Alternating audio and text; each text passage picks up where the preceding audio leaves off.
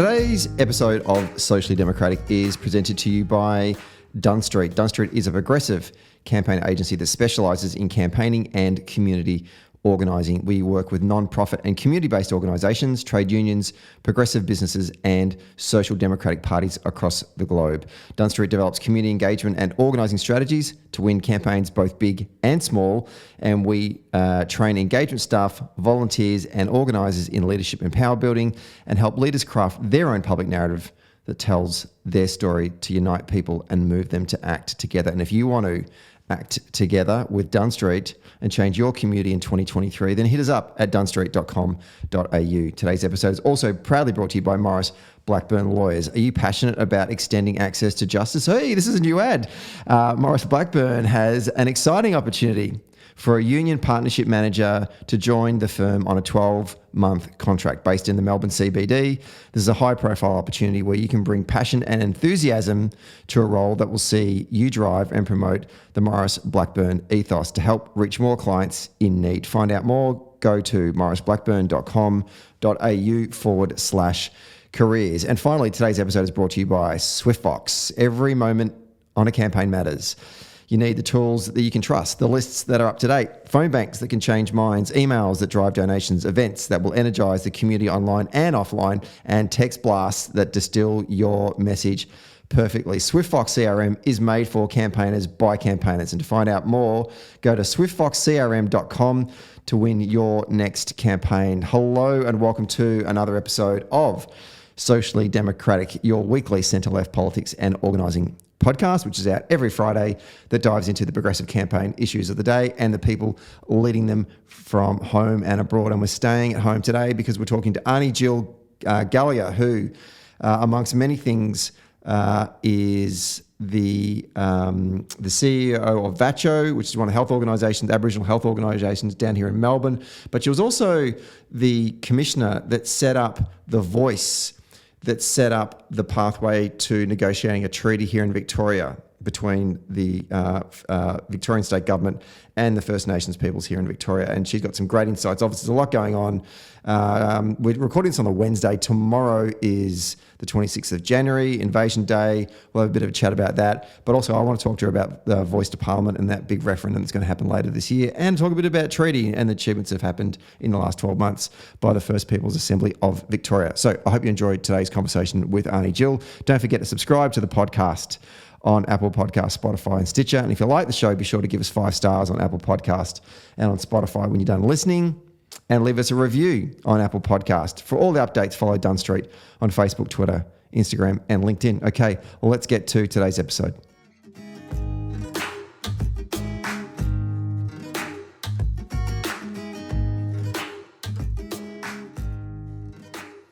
We're taping this one on a Wednesday morning on the lands of the Wurundjeri people, and joining me on the line is someone who is the current CEO of the Victorian Aboriginal Community Controlled Health Organisation, also known as VACCHO to folks out there. She's a former commissioner to the Victorian Treaty Advancement Commission and a recipient of the Order of Australia Medal. Aunty Jill Gallager, welcome to Socially Democratic. Thank you very much, and thank you for having me, helping me to do this. Before I begin, I would like to acknowledge that we are on the lands of the Wurundjeri people and pay my respects to their elders, past and present. Thank you. Aunty Jill, can I ask you first of all, tell us a bit about yourself, who you are, where you're from, who your people are? Yeah. I'm currently the CEO of VACCHO, as you introduced me, and also the former Treaty Commissioner here in Victoria. But I'm more importantly, I'm an Aboriginal woman from Western Victoria, the Gunditjmara Nations. I didn't grow up on my country. I grew up all over Gunai country. My mother, who is still alive, she the only source of employment she could get in her younger years, she was born in 1926, was seasonal picking. Most Aboriginal people back then, the only form of employment was seasonal pickers. So we grew up all over Kurnai lands in Gippsland, following the potatoes, the onions and mainly the beans. My education was in the paddocks. And I went, as a result of that, went to 19 different primary schools. So that's just a little bit about my life, and I have a passion. I didn't have a strong education, but I had a strong education in life. So, and so I have a passion to make a difference for our people in this country. Going to, how many schools was it? 19, did you say? 19 different primary schools. Primary school, that's not even secondary schools. No. What kind of impact did that have you on you as a young person? It had a humongous impact, not only trying to sustain an education level, but also moving around and not having, solid roots in one area. And it wasn't our country, so that was a little bit hard. But we moved to Collingwoods when I was about, I'd just finished off my last primary school in George Street here in Fitzroy, and then went to Fitzroy Girls. But I didn't last long at Fitzroy Girls because they asked me to leave. I wasn't a very good student, and I had an issue with authority. And so I left at 13 and started in the employment space. I mainly worked in factories. You had an issue with authority. Your surname's Gallagher, so I'm assuming there's a bit of Irish in your background there as well. So maybe it probably comes from both sides of the family, perhaps. It certainly does. My father is Irish. He died when I was only 3 months old. So I didn't grow up as an Irish person. I grew up in the Aboriginal community. But sometimes you can't shake those genes, can you? No, you can't. So I think it's great to have both Aboriginal and Irish. We have similar histories. Indeed, only the best. Now, you said before you struggled to receive a formal education, and that is completely understandable given that you moved so often. But you learned about the passions that you had for Aboriginal people. Where did you learn those experiences? I learned those experiences by having lived experiences. But I also learned when I was a mature age, I went back to study and learned, the oral histories that I learned from my mum's life, basically, and the stories she used to tell her children about her life as a Aboriginal woman born in the early 20s. Back then it wasn't safe to be an Aboriginal person, and how it was really hard to get employment, really hard. I remember when I worked for the Museum of Victoria, I did some research and found some letters from Aboriginal women from Victoria to the authorities pleading to see their children. And I learnt there was one Aboriginal woman from Gunditjmara country who wrote to the authorities to ask whether they can buy this little shack down on Gunditjmara country. Her husband was in the war, fighting the war for Australia, and she was denied, even though she had the money, she was denied ownership of property. So I learnt that. I learnt from lived experience, I learnt from my mother's stories, and I learnt from research. When did you decide to commit your life and your passion to supporting your fellow Aboriginal community? I mean, I'm sure there were other opportunities you could have taken up, but you decided to do this, and obviously you've got a great career in this work now. But when was the moment you said, I actually want to dedicate my energy to this work? The moment was when I was about early 20s. I was working in a factory in Reservoir and making fiberglass baths. And that was pretty hard yakka, by the way. But there's one thing that taught me was it taught me there's got to be more to life.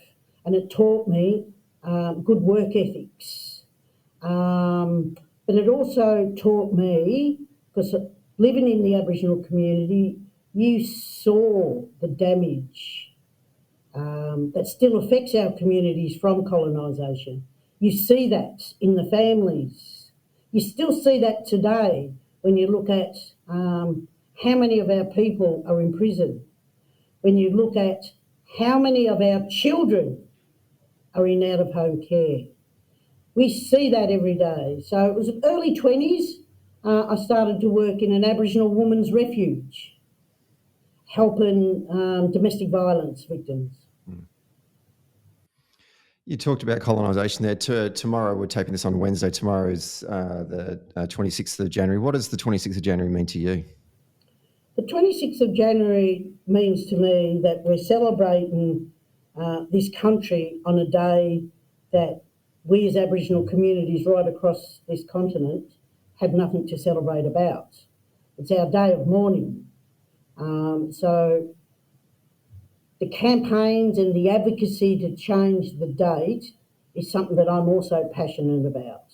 I'm actually working tomorrow, so, you know, that's my way of saying I don't want to celebrate. I don't want the public holiday on that day. It's funny, I saw in the news during the week that there is a lot of businesses that are opting to work tomorrow and or giving their staff the opportunity to make that decision themselves. What kind of progress are you seeing with respect to the changing of the date campaign for the 26th? And I ask that because I feel like this is a cyclical debate that happens only in a very short window of time, normally in the days leading up to the 26th of January. And then the rest of us all move on and we don't talk about it until we come back around again. We become very vigilant about change the date for the week or so leading up to the 26th. And then we sort of it sort of peters out. But I wanted to get a sense of what progress are we making in respect to this? What are you seeing? Look, I think it's heartening to see some local governments come out and, say they support change the dates. I think we have the support of the majority of the Australian public to change the dates. And I see a lot of movement. If you look at Melbourne City Council, Darebin City Council, they're all trying to do their bit, and that's the heartening part. They want to do it, but we actually need a very bold and brave government to do that. I mean, sorry, finish that thought. Sorry. Yeah, no, we actually need a government who's can see that themselves and say, well, maybe we do need to change the date and look for a date that is suitable for everyone to be able to celebrate this great country of ours. Can we turn to the two things I want to talk to you primarily about today is the voice and obviously what's going on in here in Victoria in terms of treaty. But starting with the voice, because this has sort of been coming up in the media a fair bit lately anyway. Later this year, we assume that there's going to be a vote on a referendum to amend the Constitution that will formally recognise Aboriginal and Torres Strait Islanders a voice to Parliament. I worry about this campaign because us in sort of politics and civil life, we like to shorten things and clip them. And it's gone from being a voice to Parliament for First Nations people to now just known as the voice. And I'm worried for punters out there when someone says the voice, I don't know what you're talking about. Maybe you're talking about John Farnham's hit from the 1980s. I'm not sure. But can you explain to folks out there, when we talk about the voice, what do we mean by the voice? Well, the intention of the voice that was written into the Uluru Statements, the intention is to further the self-determination of us as Aboriginal and Torres Strait Islander peoples of this country, of this Australia state. And that voice, that will be giving us greater say in matters that affect our people, that will affect our people right across the continent. The voice will also be an independent, strong voice to Parliament and be able to have a say on laws that affect us. Not override, but help make the decision on laws, policies, whatever government do that makes decisions on behalf of us as Aboriginal people. We need an independent voice that sits in Parliament. So, to me, particularly given that I'm a non-Aboriginal Victorian living in this city of Melbourne and watching and participating in the debate around treaty, which I think is, and as I said to you before, we'll talk about that, incredibly historic and far-reaching. To me, the voice feels like a slam dunk. It just feels like we're setting up a body that sits next to the Parliament that is made up of Aboriginal and Torres Strait Islanders across the country to give more recommendations and ideas about what the law should be in terms of your people. Where the hell is the controversy coming out of this? It's why are people up in arms about setting up a committee, essentially? I don't know, I'm dumbing it down a little bit, but I mean... Look, I know there is scaremongering within governments about the voice and what it would do and what it won't do, and demanding that they want detail. I think there's a danger in developing detail. I think we've actually got to get the mechanism in the Constitution so we can design something. That's the thinking. You don't want too much detail embedded in any constitution, by the way. I don't know what the fears of government are, because I know they're saying we need detail, detail. How can we vote on something that we don't know what we're voting for? Well, that question in the constitutional question, that should answer that, but there's no level of detail that says how it's going to come about, what it should do. But there is a set of principles that guides. Once we have the hook in the Constitution, parliaments, along with Aboriginal leaders across the continent, will then hopefully design, they will put the detail on the bones. So I don't understand their fear around that. So I really haven't got a lot to say. I think it's dangerous to put detail now, then go to a referendum. I think we just need the skeleton, and then we design once it's in the referendum. I'm sorry. No, go, Jill. In relation to different opinions within the Aboriginal community,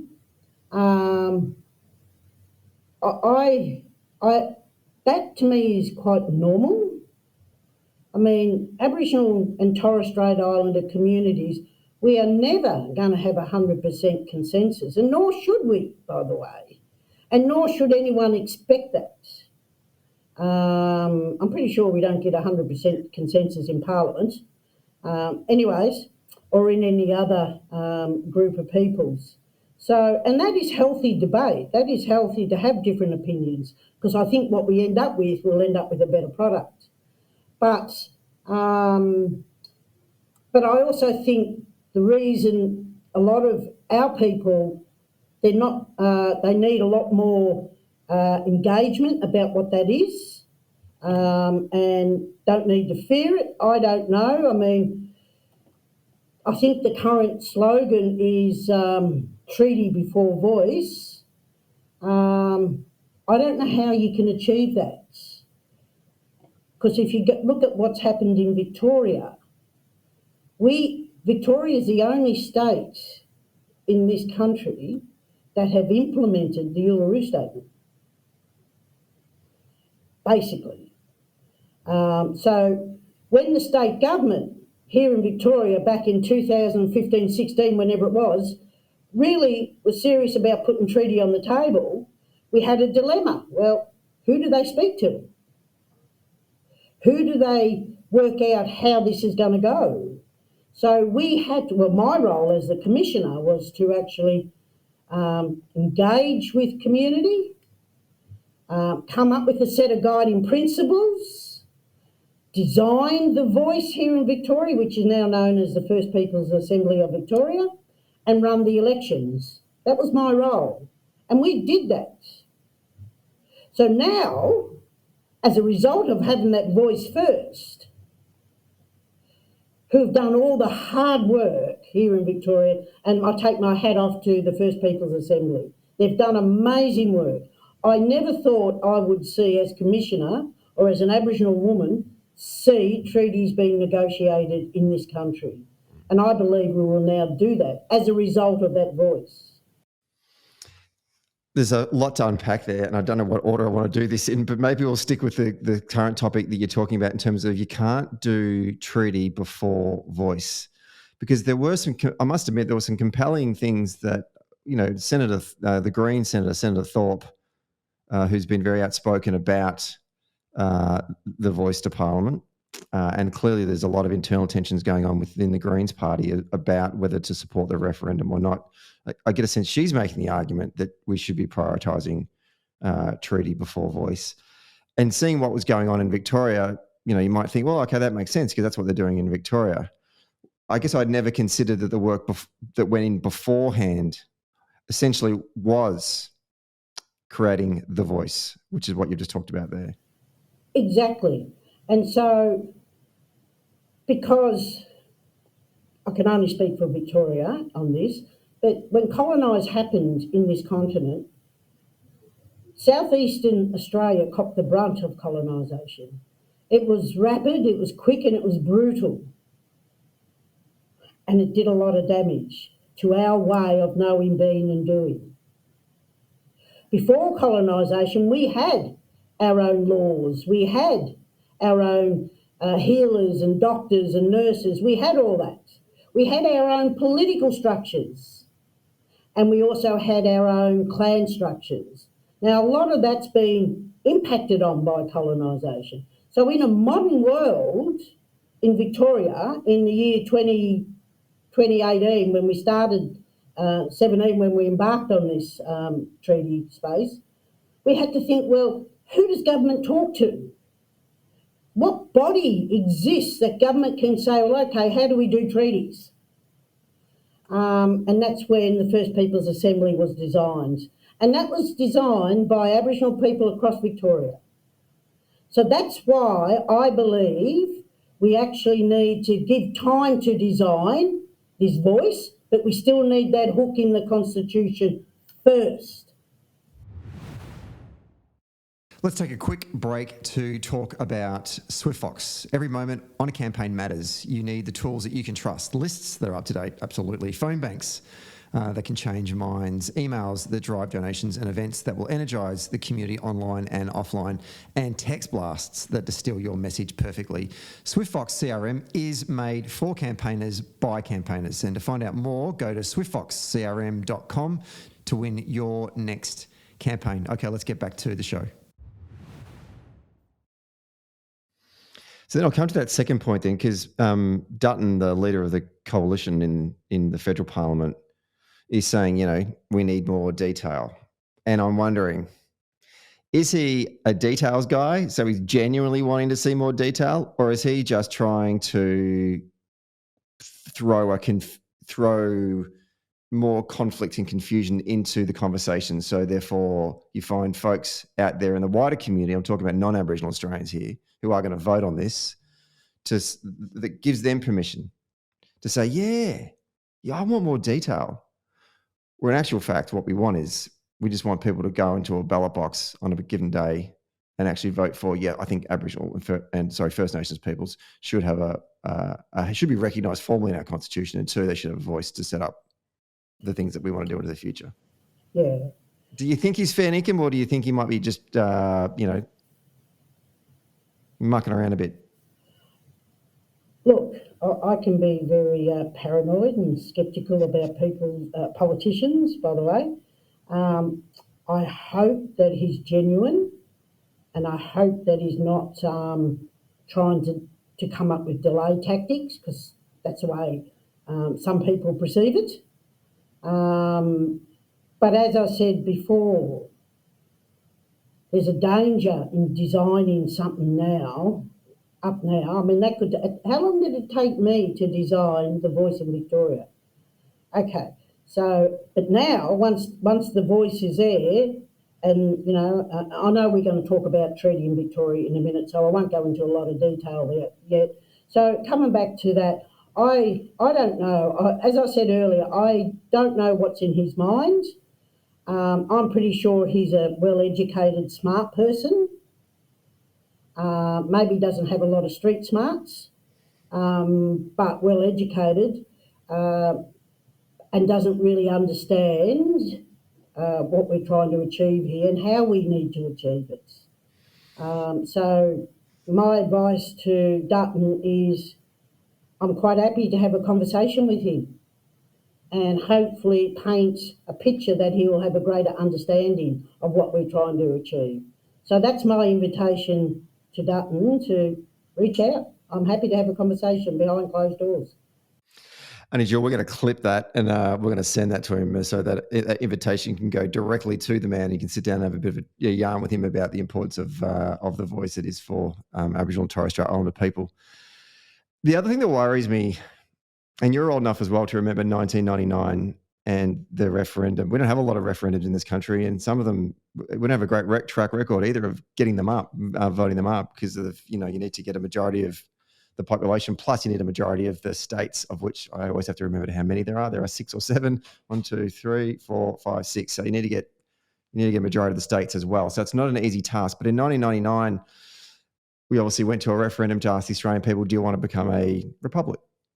And we saw the constitutional monarchists, led by Tony Abbott, who didn't want Australia to become a republic, team up with a section of the Republican movement, led by folks like the late Phil Cleary, who wanted a direct electionist model. So there was an internal debate going on within the Republican movement about how do we become a republic. So they ganged up together and formed this unholy alliance to thwart this opportunity for Australia to define who we are into the future. I feel like we've seen this movie before, and I feel like it's playing out again. I know it's very early days. I know we've got a long way to go. There's a lot of conversations to be had, but just you're starting to see the embryonic roots grow of an alliance between sections within, I guess we'll call it broadly, the Aboriginal community, and then those who oppose voice, full stop, form, and create this no vote. Are you worried at this stage, or do you still feel like there's plenty of time to go, we can work this out? I don't think I'm worried, not yet. I have faith in the Australian public. I have faith in the Australian public who would want an Aboriginal voice that is empowered. I have faith in the Australian public that they would want the Aboriginal communities, the Aboriginal and Torres Strait Islander communities, to have hope. And I have faith in the Australian public that they would want the Aboriginal communities to have some standing in this country. I have faith that the Australian public will do the right thing and vote yes. Well, hope is what we love on this podcast, and we love faith as well. So we'll take both of those values and run with it. Let's talk about some of the great things that have been achieved in this great state of Victoria, which is the treaty. I want to start by, we had one of the co-chairs on this time last year, Marcus Stewart, who gave us a bit of an update on progress with treaty. And in the last 12 months, so much more has happened since we spoke about treaty. So I just wanted, first of all, can you give us a bit of an update on what has been achieved in the last 12 months in terms of working towards establishing a treaty between the Victorian State Government and First Nations peoples here in Victoria? Okay, yes, I will. I just want to restate or re-emphasise the importance of having a mechanism for governments to be able to talk to and work out a roadmap towards treaties. So that mechanism in Victoria was the First Peoples Assembly of Victoria, which was designed by Aboriginal communities across Victoria and implemented not long ago. Well, their mandate, the First Peoples Assembly, which is our voice here in Victoria, the First People, which are elected, by the way, the First Peoples Assembly of Victoria, they had a mandate. They had a clear mandate as to what they had to achieve in relation to treaties.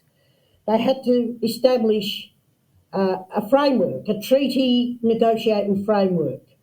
And that framework would be that roadmap as to how treaties will be negotiated in Victoria. So tick, that was done, that was completed.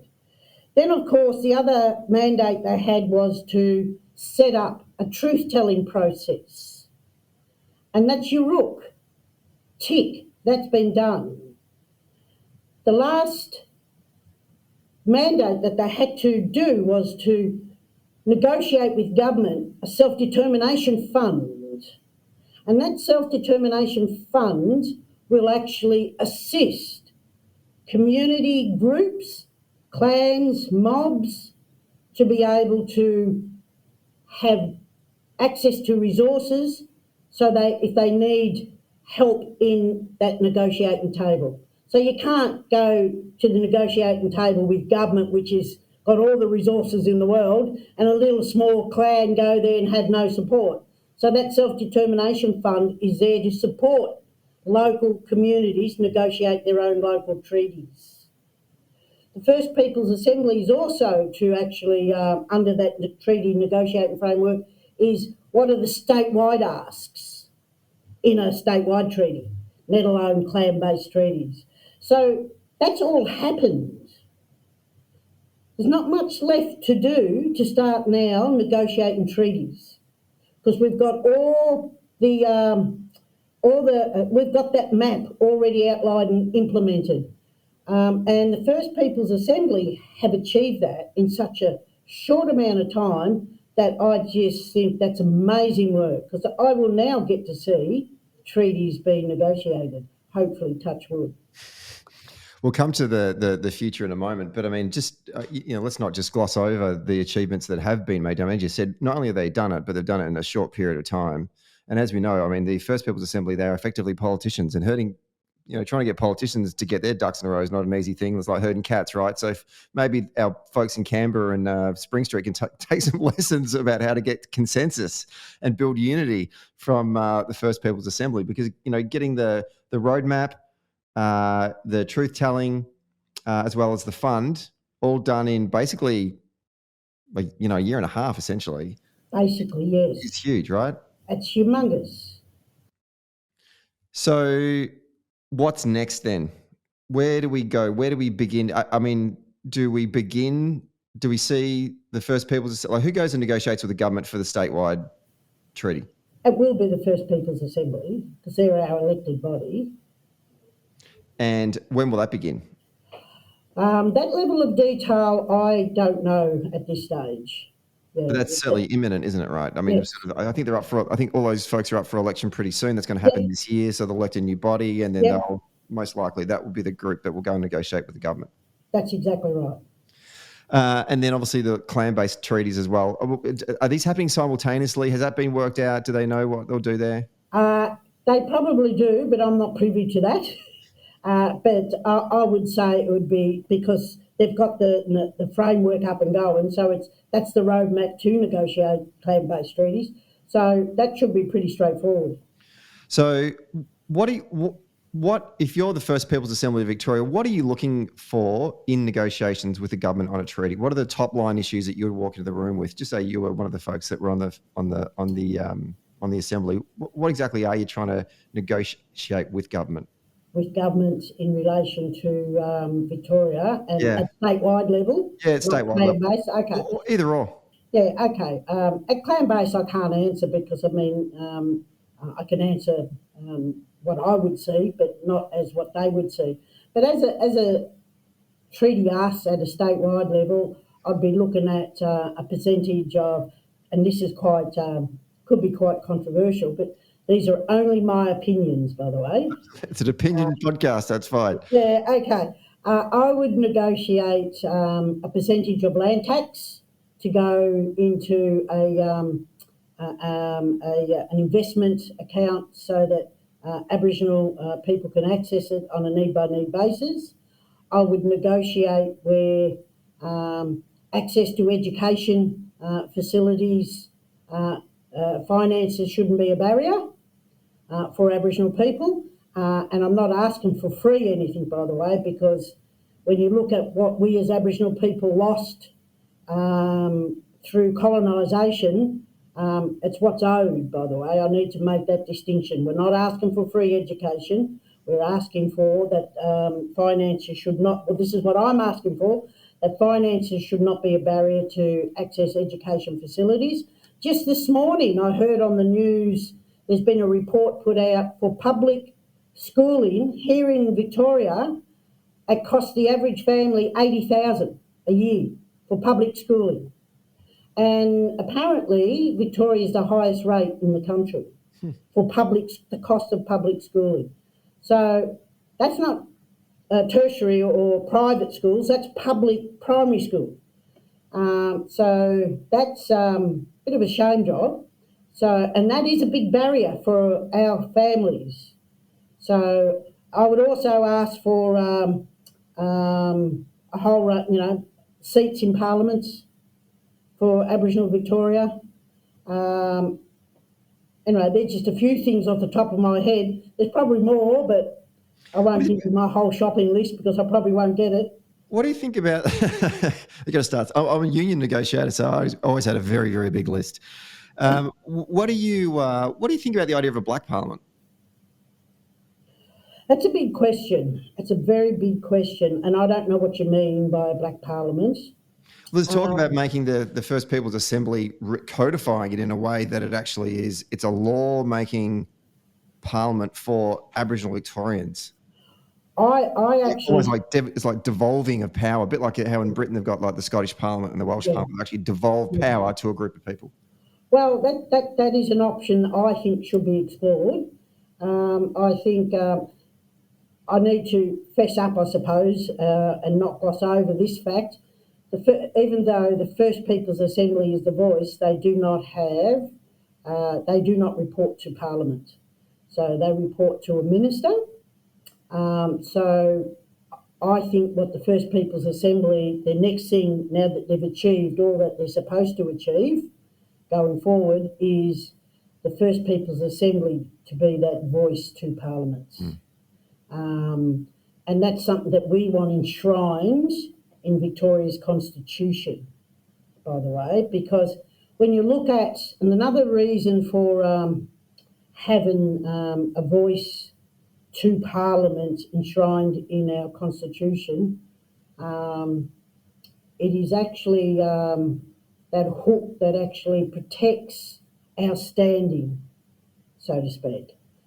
It's not a law, but it's actually a hook that actually protects our voice and our input into shaping policy that affects us, or shaping legislation that affects us, or holding governments accountable in relation to why aren't we achieving the close the gap?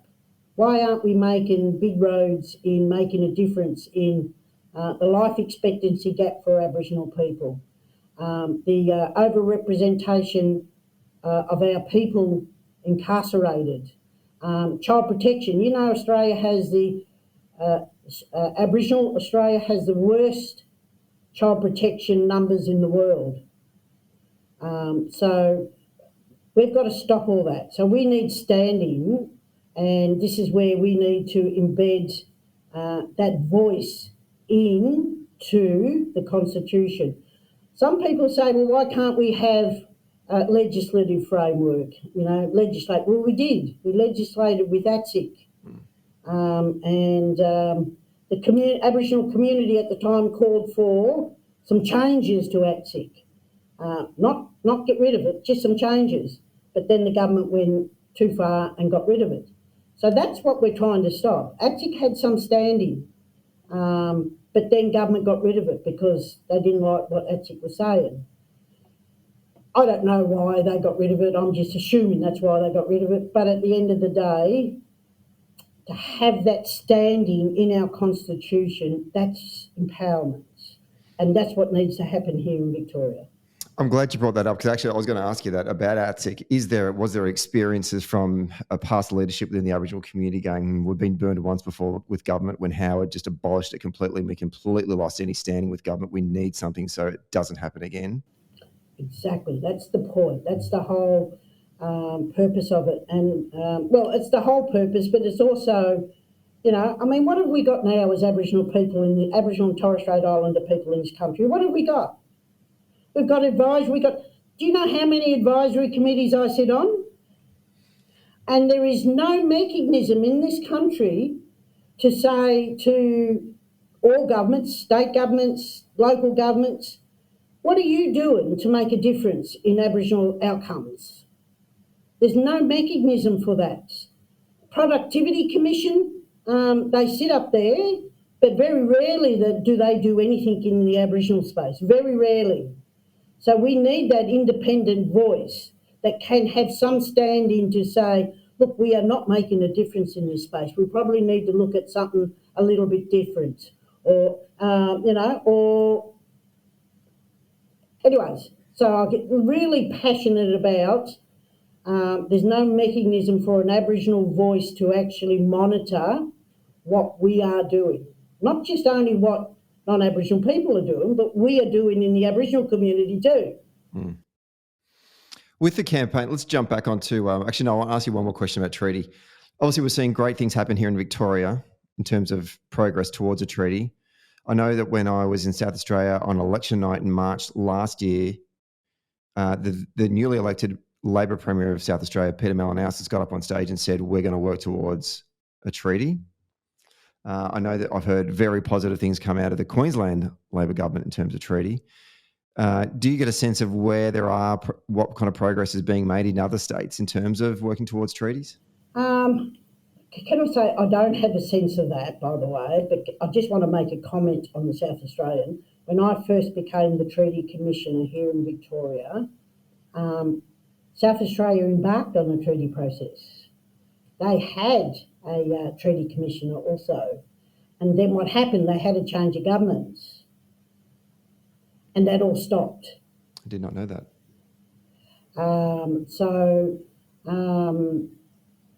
Even though we have bipartisan support for treaties here in Victoria, and that's amazing to get that, to achieve that, we do have bipartisan support, but it's still not safe.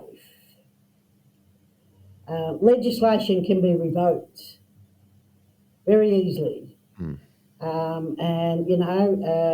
At the moment we have a government that is sympathetic towards having treaties and wants to make the change in that space, but who knows down the track? And that's the importance of constitutional reform. That word empowerment that you keep using, I think, is such a critical thing, and I think will be a critical thing within the campaign. This sort of, let's not worry about the details. What we're talking about here is about empowering First Nations peoples. That's all it is. And let's just vote for that. Exactly. The campaign itself, there isn't, from what I can get a sense of, there's not going to be any funding from the government to either a yes or a no campaign. So, and correct me if I'm wrong on that, Aunty Jill, I think that's the case. And so it's going to be a case of people who have to get their own resources together and run a campaign. Yeah. And that's very sad, isn't it, that we have to do that, because it's such an important, not only for us in Australia, but on an international platform. You know, how can Australian politicians, whether, I don't care what party they belong to, how can Australian politicians hold their head high on an international platform? What do you think the genesis of that decision is, though? Why have they done that? Because in order to do it, they've got to fund both the yes and the no one. Maybe they're learning from the referendum in 1999. I don't know. I don't know. I'm hypothesising here.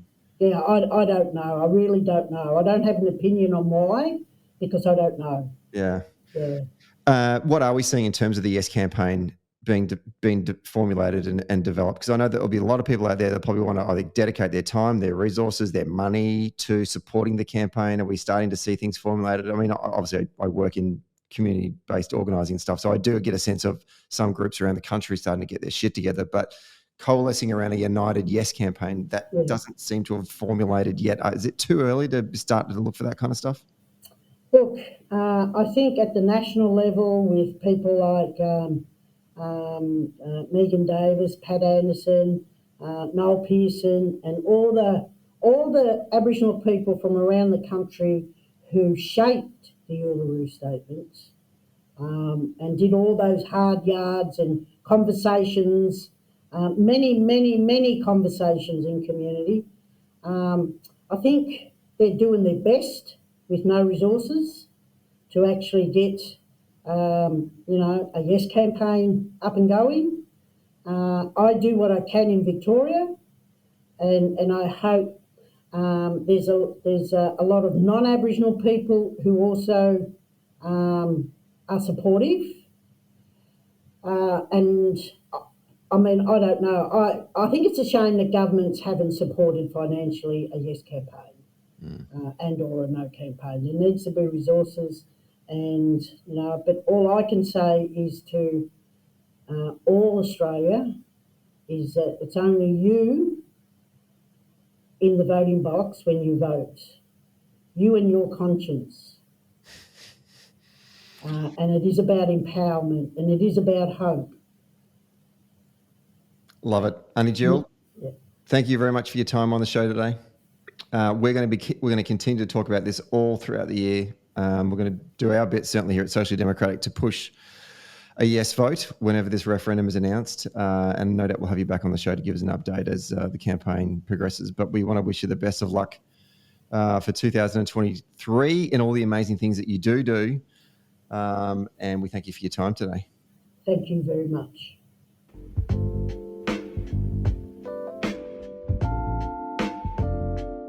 Thanks for listening to Socially Democratic. Did you like the podcast? Hit the follow or subscribe button and be sure to leave a review on Apple Podcast or Podchaser. And to get all the latest on Socially Democratic, follow Dunn Street on Facebook, Instagram, Twitter and LinkedIn. And we'll see you next Friday.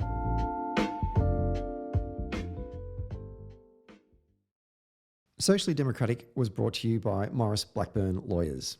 Maurice Blackburn Lawyers have spent more than a century paving the hard path to justice for everyday Australians.